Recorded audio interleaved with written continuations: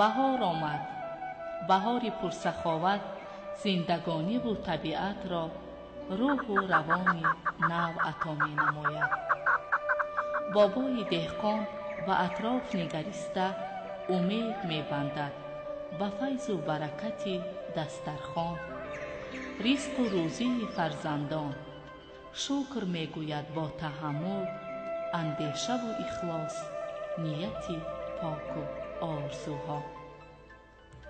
بهار هر سال می آید، ولی طبیعتش این است که ما انسانها را هرگز ترک نمی گوید و از خود در همه جا نقشه و نشانی می گذارد. در پیراهن اطلس گلدختران، طاقه زردوزی و تور حریر نوعروسان، درز و سوزنی های چیوران، نقش و نگار سحرانگیز صورتگران به جلو می آید. ای آدمان، بهار فرا آمده است.